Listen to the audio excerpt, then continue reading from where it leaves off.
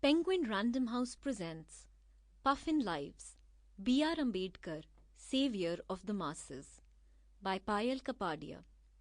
Read by Rohini Vij. A train ride.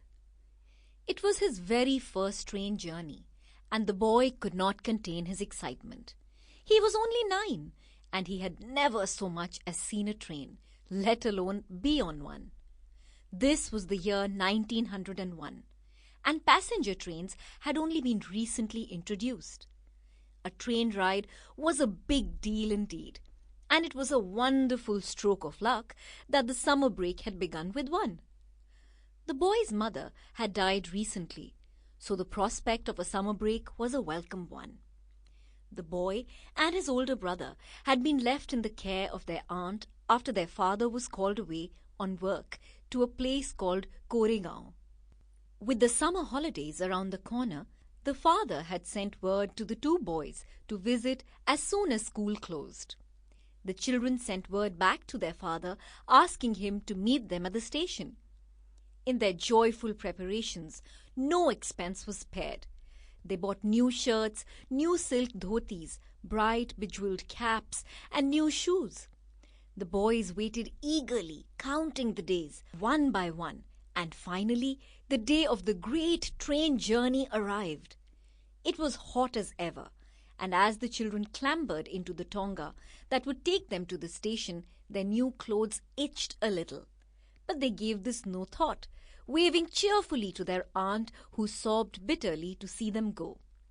At the station, the boy's elder brother bought the tickets, and then gave the boy and their cousin 2 annas each to spend as they saw fit. 2 whole annas? That was a great haul, a king's ransom, and the children celebrated their new riches by splurging on bottles of cool lemonade. Soon enough, the train chugged into the station, and it was every bit as grand as they had imagined it to be. The children climbed in quickly for fear of being left behind. They were to get off at Mysore, the closest railway station to Koregaon, where their father was working as a cashier. The train swallowed up the tracks as it sped forward, the wind tangling the children's hair as villages and fields whizzed by. The hours flew, and it was evening when the children gathered their luggage and got off the train at Mysore. They looked around, expectant for a familiar face, their father's servant, or better still, their father himself. But there was no one at the station to receive the boys.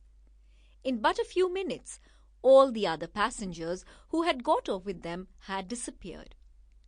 The children waited. A whole hour passed. The sun was beginning its descent into the evening sky.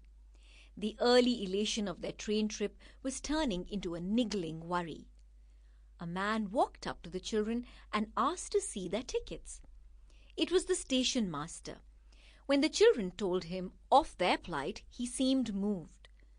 "What caste do you belong to?" he asked them.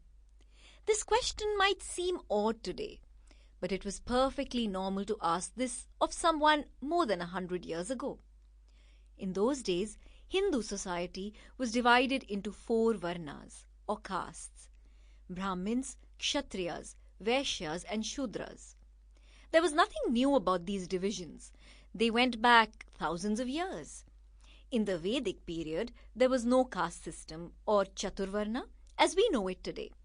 In Sanskrit, Varna literally means color and Chatur means 4.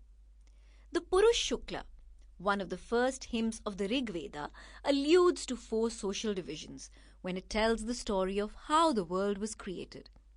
This hymn is dedicated to Purush, a primeval giant. The gods sacrificed this giant, the story goes, and from his body the world was created. From his mouth were created the Brahmins, his arms the Kshatriyas, his thighs the Vaishyas, and from his feet the Shudras. The Vedic Aryans divided themselves on the basis of occupation.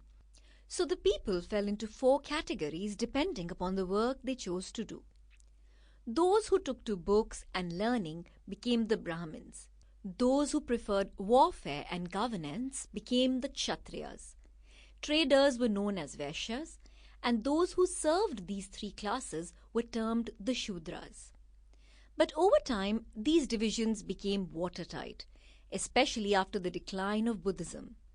Buddhism had been the dominant religion for over 1,000 years in 600 CE or 700 CE. You were born into a caste and you could never escape it. This was fine, perhaps if you were a Brahmin with all the privileges of money and education. But if you were a Shudra, you were condemned to serve the upper castes. The plight of an untouchable was still worse. Being an untouchable was even worse than being a Shudra, because untouchables fell outside the Hindu fold. They were outcasts or avarna. Before his elder brother could stop him, the boy blurted, "We are Mahars." The boy's reply might not mean much to us now, but it held great significance for the station master. The Mahars were one of the largest untouchable castes of India, and in Maharashtra, every village had its Maharwada or special Mahar quarters. The Mahars were the watchmen of the village, but they also served as porters for travelers, village guides, sweepers of roads, couriers for messages, and collectors of cattle carcasses. What was it like to be an untouchable? It was a living death. Untouchables had to eke out a meager living on the outskirts of villages and towns, sweeping streets, skinning carcasses, and tanning hides to make shoes, or worst of all, daring the urine and excrement of the upper caste Hindus. It was because the untouchables had to clear cattle carcasses and human excrement that they were stigmatized and considered impure. Untouchables existed all over India, only known by different names: Pariyas, Panchamas, Atishudras, Namashudras, and Avarnas. No high caste Hindu would touch an untouchable. Even his shadow was considered to be polluting. If a caste Hindu was approaching, an untouchable was expected to clear the way for him.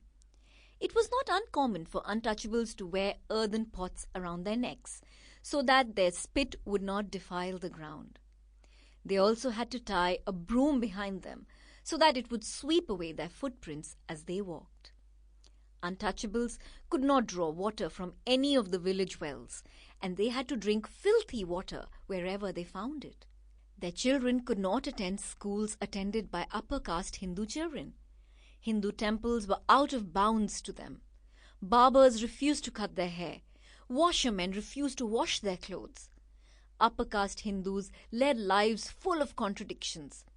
While they were happy to throw sugar or ants or grain to birds, they did not have any kind thoughts to spare for an untouchable. The untouchables had no freedom to decide what to wear, what to eat, or even what domestic animals to rear in their homes. Their rough-hewn clothes told them apart, and they were forced to beg for food at the back doors of high-caste Hindu homes, or to stand outside the doorway of a shop to buy rations. As soon as the station master heard the boy's answer, his attitude underwent a transformation. The boy was a Mahar, but because he was dressed in fancy clothes, he hadn't been recognized as one. Now, his honest reply to the station master had changed everything.